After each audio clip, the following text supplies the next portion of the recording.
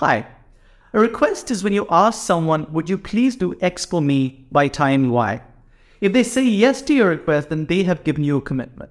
When someone breaks a commitment to you, you find out about it when they've broken the commitment, but the real breakdown usually happens much earlier. It happens at the time you make the request.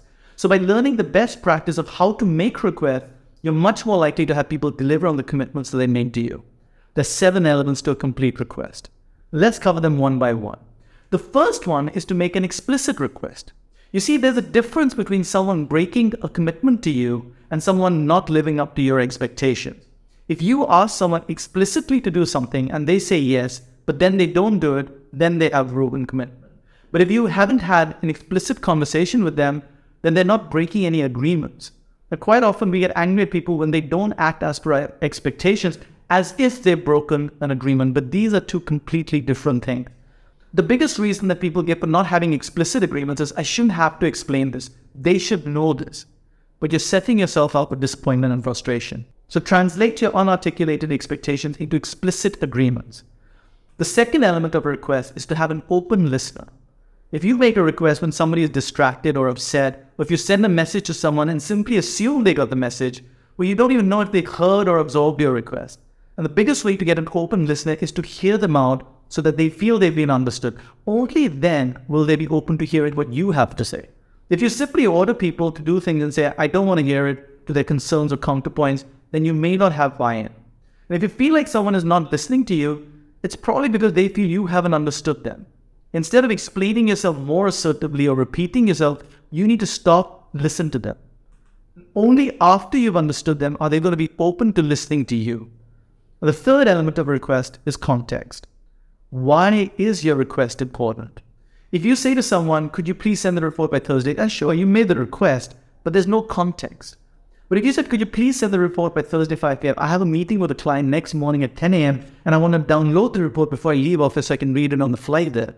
Well, now they understand why it's important that you need it by that time. You're much less likely to have them break that commitment.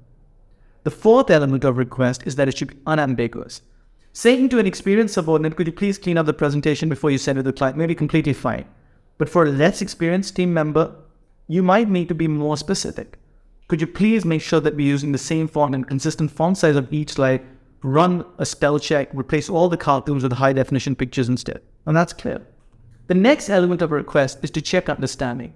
There's some managers who complain that their teams don't deliver even though that they have explained clearly what they wanted.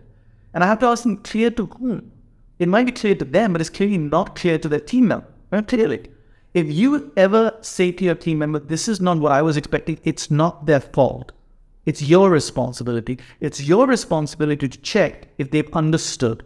And one of the ways of doing that is to ask more open questions. So rather than simply saying, do A, then do B, then do C, ask them, talk me through how you're planning to execute this and what are the major challenges you feel you need to watch out for.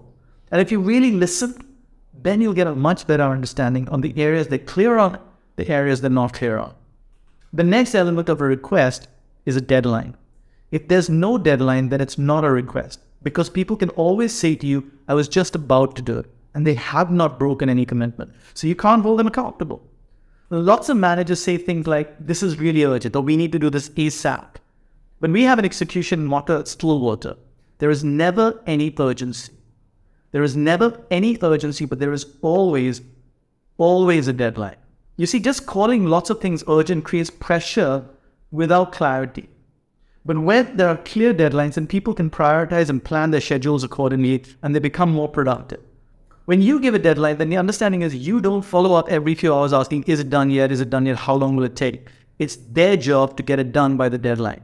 You just get on with your work. That's what it means to trust and delegate. Now, if they have not done the task by the deadline they had committed, well, that's a separate conversation, and we have a separate video on how to hold people accountable to cover that. And a final element of a complete request is that the person you're making the request of has the freedom to say no to the request. If they can't say no, then it's not a genuine request. It's an order, a demand, or a threat. So if you ask someone to complete a report by the weekend and they say it won't be possible, you say, I don't want to hear any excuses, you have to get it done.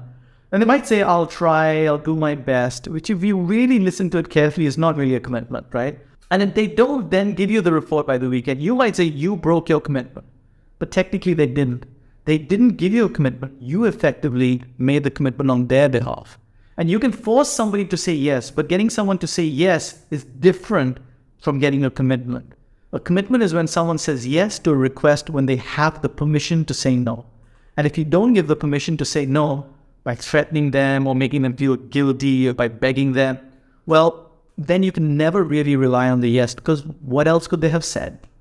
But if you said, hey, I really need this report on the weekend, but if you can't get it done, let me know right now so that I can communicate to my stakeholders. And then if they say yes, they can, and you say, are you sure? And they say, yes, I can get it done. Well, then it's a commitment. And just to be clear, a commitment is not the same thing as a target. A target is an aspirational number that you're aiming for. Sometimes when someone doesn't achieve a target, you may be tempted to accuse them of breaking a commitment and subtly insinuate that they lack integrity, to get them to feel guilt and shame so they work harder. And that may be for some people a genuine misunderstanding of the distinction between a commitment and a target. But if people know the difference and they pretend not to, then it's a manipulative conversation. These are the 7 elements of complete request, and not all of them are relevant to every single request. But if someone breaks a commitment to you, you might want to audit which one of these you might have missed out on. Now, you're unlikely to remember all 7 elements, sure.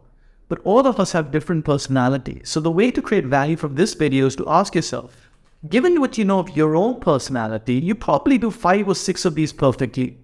Which element of a complete request do you think you're most likely to miss out on? And which is the next situation where you'd consciously like to ensure that you include it in your requests?